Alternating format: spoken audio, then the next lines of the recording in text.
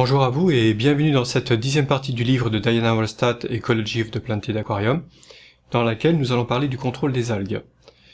Alors en effet, les algues c'est un problème important pour les aquariophiles. Beaucoup d'aquariophiles abandonnent leur activité à cause des algues, et nous allons voir ici comment on peut contrôler au mieux les algues, voire lutter contre elles quand il y a une invasion. Alors, je suis désolé par avance pour ceux qui espèrent ici trouver une solution miracle contre les algues. Cette solution miracle n'existe pas. Même si, parfois, dans le commerce, on vous annonce ce genre de solution, ça n'existe rigoureusement pas.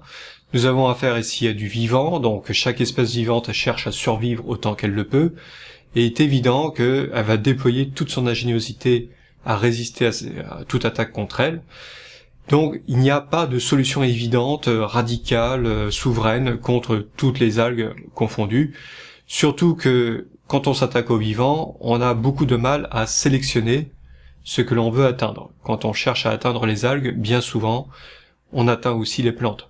Or les plantes, on en a terriblement besoin. Nous allons commencer par voir les méthodes conventionnelles pour lutter contre une éventuelle invasion d'algues, et ensuite seulement nous verrons d'autres façons d'envisager les choses. Pour commencer, nous allons voir les produits chimiques qui peuvent être employés. Alors, les algicides, ce sont des produits chimiques donc qui sont capables de s'attaquer aux algues, et donc qui sont capables de les tuer sans problème, mais l'ennui c'est que bien souvent ces algicides utilisent des produits comme du cuivre par exemple, qui vont contaminer l'eau de l'aquarium. Cela peut toucher donc les plantes, mais aussi éventuellement les animaux du bac. Donc très souvent, ces produits sont dangereux en fait pour tout le vivant dans le bac. Donc évidemment, ce n'est pas du tout recommandé. L'autre inconvénient des algicides, c'est qu'elles vont tuer les algues en masse, et brutalement donc toute cette quantité d'algues mortes va relâcher d'énormes quantités de toxines dans l'eau. Donc même si les algicides ne sont pas trop toxiques, ce sont les algues qui peuvent induire une forte toxicité de l'eau juste au moment de leur mort. Donc il faut tenir compte de ça aussi. Il faut aussi tenir compte du fait que leur décomposition massive va induire une forte consommation d'oxygène, puisque les bactéries vont être sollicitées pour les décomposer, donc il va y avoir une progression de la masse bactérienne, et cela peut induire aussi un pic de nitrite. Donc, faire très attention à ce que l'on fait. Dès que l'on commence à vouloir contrôler les algues, il ne faut pas s'y prendre trop tard. Dès que vous avez beaucoup d'algues à éliminer, vous augmentez les risques inhérents à cette destruction d'algues. L'eau de Javel, aussi appelée Clorox aux États-Unis, donc c'est le terme employé par l'auteur dans son livre. En fait, c'est l'eau de Javel, c'est l'hypochlorite de sodium, plus exactement. Ça peut être utilisé pour nettoyer les plantes, par exemple, avant de les introduire dans l'aquarium. Le problème, c'est que c'est un produit qui est quand même très dangereux, donc c'est difficile à employer, toutes les plantes ne le supporteront pas forcément. C'est pratique par contre pour tout ce qui est éléments de décor, par exemple des pierres, des choses qui viendraient d'un autre aquarium, donc pour éviter par exemple d'apporter des algues. Donc ça peut être très intéressant. Par contre, à ne pas employer directement dans l'aquarium, bien sûr, en aucun cas, c'est extrêmement toxique. Il existe aussi des flocculants qui permettent d'agglomérer les algues vertes quand elles sont en suspension dans l'eau. Alors il faut faire très attention aux flocculants, car ils peuvent parfois s'accrocher aux branchies des poissons, et soit endommager les branchies, ou au mieux modifier les échanges qui vont avoir lieu avec l'eau, et ça ne sera pas à l'avantage du poisson en général. Contre les cyanobactéries, on va pouvoir employer des antibiotiques, puisque les cyanobactéries sont des bactéries, pas des algues. Et ça marche assez bien, et dans l'ensemble, c'est pas trop risqué pour les poissons. Mais ça reste quand même l'introduction d'un antibiotique, avec toutes les précautions que cela suppose. En temps d'application, il faut s'assurer que ça a été bien efficace avant de cesser le traitement. N'oubliez pas qu'un antibiotique mal employé peut induire l'apparition de souches résistantes à cet antibiotique. Faites attention, non seulement c'est dangereux pour vos plantes, pour vos poissons, qui risquent de se retrouver face à des bactéries très résistantes contre lesquelles ils ne pourront pas lutter, mais ça pourrait être aussi une souche bactérienne dangereuse pour l'humain aussi. Une solution intéressante qui marche bien, qui n'est pas particulièrement dangereuse, mais qui est assez chère par contre, c'est la lampe ultraviolet. Alors la lampe ultraviolet, c'est une lampe en fait qui va produire des UVC, des UV donc extrêmement dangereux, très destructeurs pour les organismes vivants.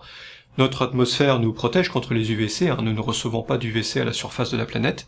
Et cette lampe UV peut être branchée sur le circuit d'eau de l'aquarium et ainsi désinfecter l'eau constamment 24 heures sur 24. Cela peut éviter non seulement l'apparition des microalgues, puisque les microalgues seront détruites dans le flux exposé aux UV, mais cela peut détruire aussi des bactéries éventuellement pathogènes. Les bactéries utiles sont fixées sur le support, elles ne doivent pas traîner dans l'eau, donc détruire les bactéries qui traînent dans l'eau, a priori, n'est pas un problème. Après, on peut avoir un effet pervers qui consiste à faire en sorte que l'eau soit trop propre, c'est-à-dire que les poissons ne sont jamais exposés à des bactéries, donc leur organisme ne se défend jamais, et on peut avoir finalement des poissons un petit peu fragiles. De manière générale, il faut éviter les produits chimiques et la lampe UV reste une bonne solution pour ceux qui en ont les moyens, autant financiers que techniques. C'est pas forcément facile à intégrer au niveau d'un aquarium. Alors une autre solution est effectivement la réduction de la lumière, puisque lorsqu'on va réduire la lumière, on va réduire bien sûr le métabolisme des algues. Le seul petit problème, c'est que les algues et les plantes ont des besoins analogues en lumière, et c'est même pire que ça, c'est que les algues sont globalement plus douées que les plantes pour exploiter la lumière, autant les faibles intensités qu'un large spectre de lumière. Donc, la bonne solution, ça serait plutôt le blackout. Apparemment, c'est quelque chose qui marche assez bien.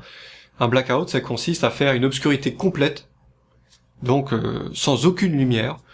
Donc on va priver autant les plantes que les algues, mais les plantes ont l'avantage sur les algues de pouvoir faire des réserves. Donc elles vont pouvoir survivre à un manque de lumière pendant plusieurs jours, en général 3 à 4 jours, c'est jouable, alors que les algues, elles, ne vont pas pouvoir résister très longtemps à un manque de lumière. Une autre solution aussi de réduction de lumière qui est très efficace, c'est tout simplement de réduire la lumière solaire. Alors en effet, lorsque des métaux comme le fer qui sont essentiels aux algues sont chélatés par des matières organiques, les parties hautement énergétiques de la lumière, c'est-à-dire principalement la lumière bleue et l'ultraviolet, vont casser ces liaisons entre les matières organiques et le fer et libérer le fer dans l'eau. Et du coup, cela va alimenter les algues.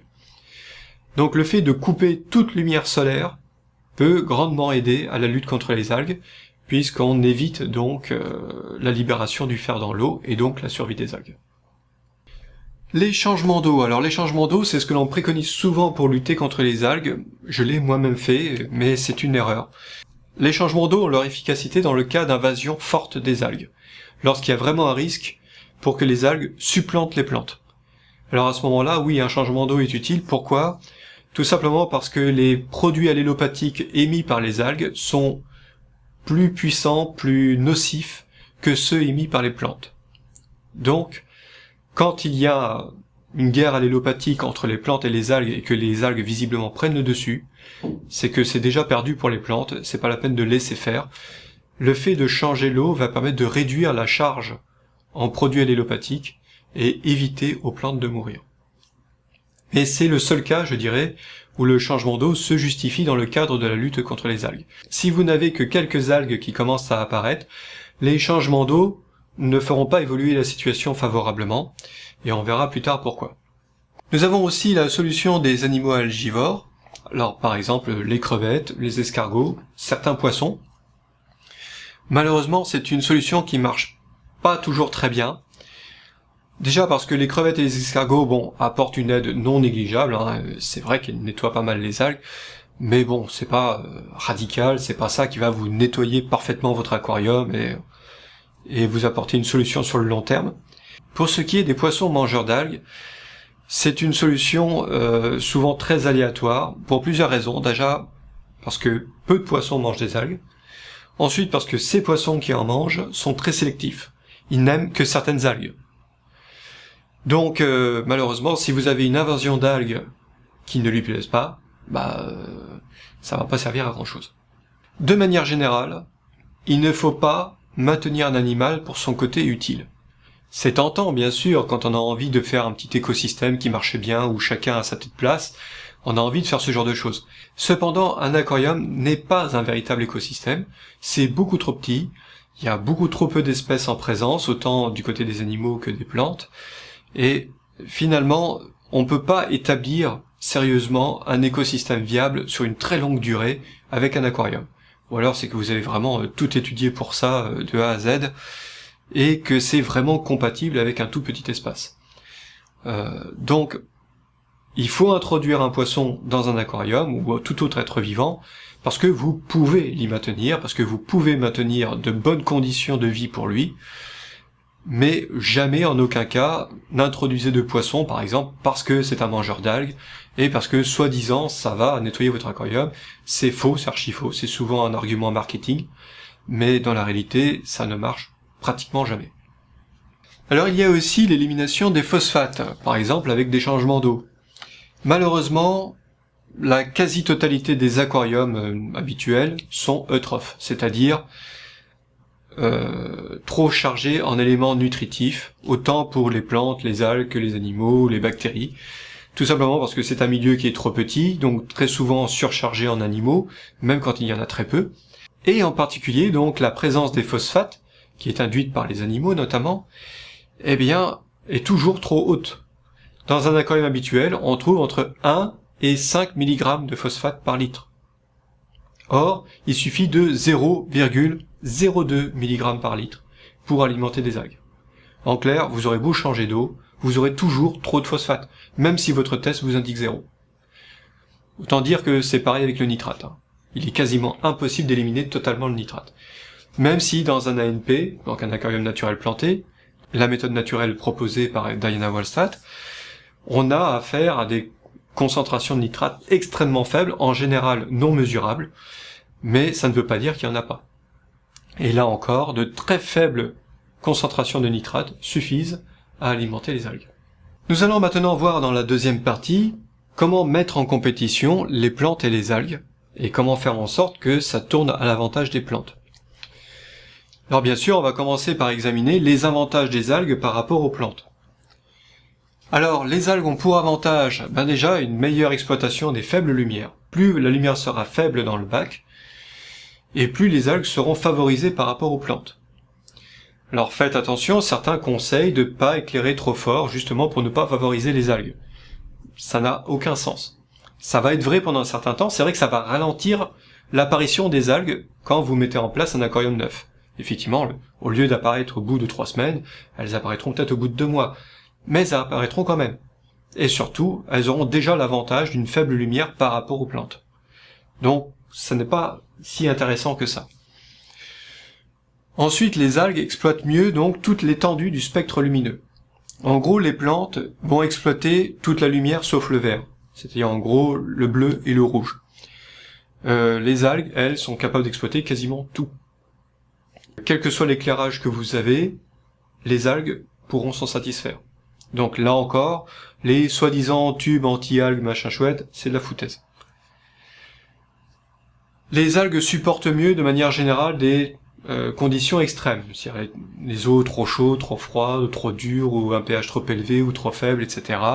Souvent les algues s'en arrangent très bien, alors que les plantes peuvent plus difficilement le supporter. Les algues absorbent plus efficacement les nutriments. Alors effectivement, dès qu'il y a des nutriments dans l'eau, les algues savent très bien les exploiter de manière immédiate. Pour les plantes, l'absorption des nutriments est plus complexe, passe par des mécanismes plus élaborés, et donc ça n'est pas forcément à l'avantage des plantes. Et enfin, dernier avantage pour les algues, elles sont partout. Elles sont ubiquitaires, et quand on dit partout, ça veut pas dire partout dans le bac, c'est partout, partout. Dans l'atmosphère, sur vos mains, dans vos vêtements, dès que vous sortez, vous récupérez des algues sans le savoir. Et effectivement, même si vous éradiquez totalement les algues de votre bac, si vous n'avez plus rien du tout dans votre bac, tôt ou tard, en l'espace de quelques jours, des algues vont revenir et s'installer. Donc, la seule solution pour lutter contre les algues de manière durable, c'est bien de travailler sur ce qui facilite leur développement, et empêcher donc ce développement des algues, autrement dit, donc la cause véritable des algues. Mais éradiquer les algues ne sert à rien, c'est possible, mais ça ne sert à rien, ça ne les empêchera pas de revenir. Alors, ça fait beaucoup d'avantages pour les algues, mais heureusement, les plantes ont les leurs. Alors d'abord, les plantes ont des racines. et ces racines vont permettre d'exploiter le sol, ce que les algues ne peuvent pas faire. Ça, c'est un énorme avantage puisque beaucoup de nutriments se trouvent dans le sol, et c'est pour ça qu'on doit se débrouiller d'avoir un bon substrat qui fonctionne correctement, de manière à ce que les nutriments passent littéralement de l'eau vers le sol, soient pompés par le sol, et ainsi, en appauvrissant l'eau, on favorise les plantes contre les algues. Les plantes émergées, alors ça on en a parlé juste avant avec l'avantage aérien, les plantes émergées donc exploitent directement le dioxyde de carbone et la lumière à l'air libre. Donc elles ont un avantage énorme par rapport aux plantes aquatiques normales. Elles ont donc une grande capacité d'assainissement de l'eau et elles peuvent appauvrir l'eau de manière importante et empêcher les algues de proliférer. Autre avantage pour les plantes, enfin, elles ont des réserves. Donc c'est ce que je vous disais tout à l'heure par rapport au blackout, au fait de provoquer une obscurité complète pour lutter contre les algues. L'avantage des plantes, c'est d'avoir des réserves qui vont leur permettre de résister à une obscurité totale pendant quelques jours. Et donc vous avez de bonnes chances, en plongeant votre aquarium dans le noir total, de tuer vos algues et de récupérer vos plantes, pas forcément en très bonne forme, mais encore vivantes, et elles pourront récupérer. Alors quels paramètres peuvent permettre le contrôle des algues? Eh bien pour commencer, les plantes émergées, les plantes flottantes par exemple, ou les plantes palustres, on l'a expliqué juste avant, donc ce sont des plantes qui ont de très bonnes capacités à assainir l'eau, à appauvrir l'eau, et donc à capter tous les nutriments qui, normalement, seraient assimilés par les algues. Donc ça, c'est à encourager fortement. On a aussi le contrôle du fer. Alors si on ne peut pas contrôler le nitrate et le phosphate, puisque même de très faibles quantités suffisent au développement des algues, au contraire, on peut contrôler le fer. Pour contrôler le fer, il faut pouvoir le fixer, et notamment ça se fait avec les matières organiques dissoutes. Les matières organiques dissoutes, je vous le rappelle, elles viennent notamment des plantes en décomposition, c'est pour ça, je vous l'ai dit, de ne pas trop nettoyer l'aquarium. Quand une plante, une feuille morte par exemple, se décompose dans l'eau, elle relâche des matières organiques, et ce sont ces mêmes matières organiques qui vont fixer le fer. Pour vérifier si vous avez des matières organiques dissoutes dans l'eau, c'est assez facile. Il suffit de prélever un échantillon de votre eau et de mettre dans un récipient blanc. Sur un fond blanc, même votre eau qui paraissait parfaitement claire et limpide pourra paraître éventuellement un petit peu jaune. Alors quand l'eau est jaune comme ça ne veut pas dire qu'elle est vieille, qu'elle est pourrie, croupie, qu'il faut la changer. Ça veut dire qu'elle est chargée en matière organique dissoute. Et ça, c'est une très bonne chose contre les algues. Par contre, ça va avoir un inconvénient avec la lumière solaire. Alors effectivement, la lumière solaire va pouvoir toucher donc les matières organiques dissoutes, donc les MOD, qui sont liées à des Fe3+, donc des ions fer. Et donc plus la lumière, ça va nous donner un ion Fe2+, et de la matière organique dissoute oxydée. Donc ça, c'est le mécanisme qui fait que par la lumière solaire, notamment donc les rayonnements bleus et ultraviolets, les matières organiques dissoutes sont séparées de leur ion fer, et du coup cet ion fer se retrouve à disposition dans l'eau pour les algues. Alors il faut éviter effectivement de trop exposer son bac à la lumière solaire, sauf si cette lumière par exemple est filtrée par des plantes flottantes. On peut très bien faire un bac dont l'assainissement est principalement basé sur des plantes flottantes et palustres, donc on peut se retrouver avec une surface recouverte de plantes flottantes qui filtrent la lumière solaire. Comme ça, il y a beaucoup moins de lumière pour les poissons. Certains poissons adorent ça, bien sûr, être à l'ombre et se sentir à l'abri des prédateurs au-dessus. La grande peur des poissons, ce sont les oiseaux, notamment. Limiter le fer dans l'eau revient à limiter les algues. C'est apparemment, selon les expériences qui ont été menées, le seul véritable facteur limitant des algues. Il n'y en a pas d'autre. Donc réduire le phosphate, le nitrate, ça marche pas. Réduire le fer, ça marche. Voilà. Alors c'est pas très bien passé encore dans la culture aquariophile, et peut-être que ça finira par passer un jour. Et donc, certains conseils étranges qui consistent à dire, par exemple, quand les plantes vont pas bien, à rajouter du fer dans l'eau, n'a, une fois de plus, aucun sens. Pour deux raisons. D'abord parce que rajouter du fer dans l'eau, ça va favoriser la multiplication des algues. Ensuite parce que les plantes absorbent le fer principalement par leurs racines.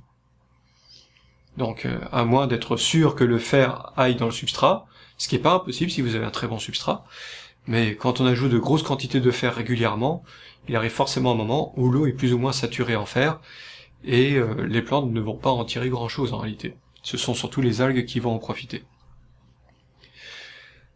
En fait, ce conseil d'enrichissement en fer de l'eau vient probablement de certains botanistes, par exemple, qui vont maintenir une plante pendant quelques temps, quelques semaines, le temps de l'étudier, et ils vont enrichir l'eau en fer parce que c'est pas un problème, les algues ne vont pas arriver suffisamment rapidement pour empêcher l'expérience de se faire.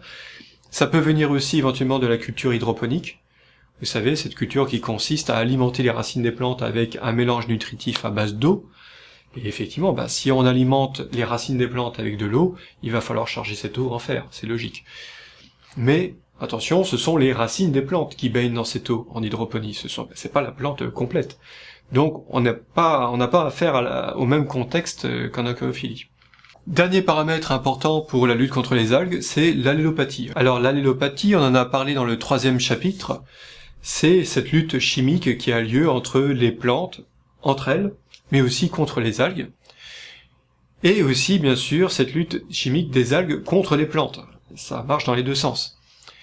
Avec généralement une plus grande efficacité en faveur des algues. C'est pour ça que il faut faire très attention, l'allélopathie ça semble assez efficace dans un bac bien planté avec de nombreuses espèces, avec des plantes en bonne santé et surtout qui prédominent. L'allélopathie va permettre de contenir les algues. Tant qu'elles sont en petit nombre, développées de manière réduite, les plantes vont être capables de contrôler les algues. Par contre, si les circonstances favorisent les algues et que celles-ci explosent, il va arriver un moment où les plantes seront submergées. Parce que les algues, en matière de guerre allélopathique, sont plus efficaces, plus agressives que les plantes. Donc un conseil extrêmement important qui est toujours valable, c'est d'éviter absolument la prolifération des algues. Tant que vous n'avez que quelques plantes éparses dans votre bac, les plantes les contrôleront très bien. Par contre, dès que celles-ci commencent à proliférer, il faut absolument agir et les éliminer au plus vite. Alors, en cas de prolifération, comment les éliminer? Eh bien, il y a déjà donc ces paramètres de contrôle qui sont à vérifier. Donc vérifier que les plantes sont en bonne santé, en bonne quantité, diversifiées au niveau de leurs espèces, vérifier que il y a bien des matières organiques dans l'eau, vérifier que votre bac n'est pas exposé à la lumière solaire, vérifier par exemple ou ajouter si nécessaire des plantes flottantes. Mais il y a aussi deux autres mesures qui peuvent être prises pour faciliter la lutte contre les algues. Ça va être d'une part l'élimination mécanique des algues, donc c'est ce dont je vous parlais, éviter absolument la prolifération. Alors pour cela, il y a en gros deux méthodes. Soit il y a la méthode vraiment mécanique pure et dure, c'est-à-dire que vous allez, par exemple, retirer une plante, si vous pouvez le faire, et vous allez frotter les feuilles pour éliminer un dépôt d'algues. Ça peut se faire simplement avec les doigts. Si la plante est plus résistante, ça peut se faire avec une petite brosse, par exemple, une brosse douce. Ça peut se faire aussi directement dans le bac, mais à ce moment-là, il faudra faire un changement d'eau. Ce qui est valable aussi d'ailleurs pour les microalgues en suspension. Quand vous avez une eau verte, par exemple, faites un gros changement d'eau. Voilà. Le but du gros changement d'eau, ce n'est pas de changer les propriétés de l'eau, même si ça va les changer de toute façon, c'est l'élimination physique de l'algue. Voilà, de manière à ce qu'elle se retrouve en sous-nombre par rapport aux plantes. Une autre technique aussi qui peut aider, c'est d'utiliser du charbon actif. Tout simplement parce qu'il va contribuer à fixer les nutriments en suspension dans l'eau, et cela va donc empêcher les algues de se nourrir. Donc ce n'est pas à utiliser tout le temps, ça ne sert à rien de maintenir du charbon actif en permanence dans l'eau, parce qu'il ne sera actif que de manière limitée dans le temps. Mais par contre, quand vous voyez une invasion d'algues, pendant par exemple une semaine, vous mettez une certaine quantité de charbon actif, et tant que les algues ne sont pas réduites, ne sont pas revenues à la normale, vous pouvez renouveler ce charbon actif, par exemple toutes les semaines à peu près. Ça devrait grandement aider. Voilà donc pour ce chapitre. Pour conclure, pour une lutte efficace et durable contre les algues, il faut des plantes en bonne santé, diverses, des plantes aquatiques bien sûr, mais aussi de préférence des plantes émergées, un bon contrôle du fer, ce qui suppose une bonne élaboration du substrat. Vous comprenez bien que si vous regardez ce chapitre tout seul, sans avoir consulté les autres auparavant, vous ne serez pas suffisamment informé pour lutter correctement contre les algues, parce que la lutte contre les algues, en fait, c'est l'établissement d'un écosystème complet qui fonctionne correctement. C'est pas juste une petite recette apprise en 5 minutes qui va empêcher l'apparition des algues. Donc je vous conseille vivement, si vous ne l'avez pas fait, de regarder les parties précédentes qui vont vous expliquer tous les aspects de la vie d'un bac pour mieux comprendre pourquoi les algues apparaissent ou non, comment elles interviennent dans tout cet écosystème. Un autre détail qui est intéressant quand on lit le livre de Diana Wallstatt dans cette partie, concernant les algues, c'est qu'elle ne cite jamais le nom scientifique des algues. Quand elle parle des plantes, il n'y a aucun problème, il y a toujours le nom scientifique, c'est très clair, c'est bien défini. Mais concernant les algues, elle utilise toujours le nom vernaculaire, c'est-à-dire le nom populaire, comme par exemple les algues cornes de cerf, ou les algues filamenteuses, les algues velours, ou autre chose. Et pas de nom scientifique. Alors pourquoi ça? Alors elle s'en explique dans le livre. C'est tout simplement parce qu'en réalité, les algues sont des associations de micro-algues. Derrière une algue, par exemple filamenteuse, qui ressemble à n'importe quelle autre algue filamenteuse, on peut se trouver avec des associations de micro-algues différentes. Ce qui signifie qu'on va se trouver avec des capacités de survie différentes aussi. Et ça, c'est un gros problème, parce que si votre bac est envahi par exemple par des algues filamenteuses et que vous commencez à vous renseigner sur Internet pour trouver un bon moyen d'éradiquer ces algues, vous trouverez forcément quelqu'un avec un peu de chance qui vous dira « Moi j'ai trouvé un remède souverain contre les algues filamenteuses, il faut faire ci, ça, ça, et c'est bon, ça marche, plus d'algues. » En supposant que cette méthode soit éprouvée, qu'elle fonctionne très bien chez lui, qu'il l'a répété et qu'à chaque fois il a eu de bons résultats, et en supposant que vous ayez bien compris sa méthode, et en supposant que vous l'ayez bien appliquée, il se peut que ça ne marche pas. Parce que vos algues filamenteuses, à vous, ne sont pas forcément les mêmes que les siennes. Elles sont composées d'algues différentes. Alors évidemment, avec une même forme d'algues, il y a de fortes chances pour qu'on retrouve plus ou moins les mêmes microalgues à l'origine de cette forme.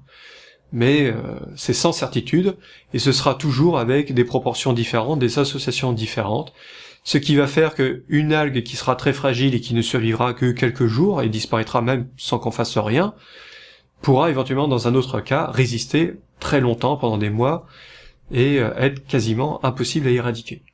C'est pour ça qu'il ne faut pas non plus trop se frapper soi-même si vous constatez des algues qui apparaissent dans votre bac, même si votre bac est très bien conçu, même si vous l'entretenez très bien, même si pendant 6 mois, 1 an, 2 ans, vous n'avez jamais eu de problème d'algues, brusquement, du jour au lendemain, vous pouvez avoir une invasion d'algues. Tout simplement parce qu'à un moment donné, une certaine association a fonctionné, et s'est mise à survivre dans votre bac. Donc c'est comme ça, même un bac bien conçu peut être touché par les algues, et de manière générale, la lutte contre les algues est toujours une lutte difficile. Donc ça demande du temps, de la logique, de la réflexion, parfois une remise en question par rapport à ce que l'on a fait, mais il faut pas non plus paniquer, c'est normal que ça prenne du temps, c'est normal que ce soit difficile. Quand il y a une invasion d'algues, eh bien il faut se dire, ok, ça va prendre du temps, on va y aller tranquillement, mais si vous faites bien les choses, vous finirez par y arriver.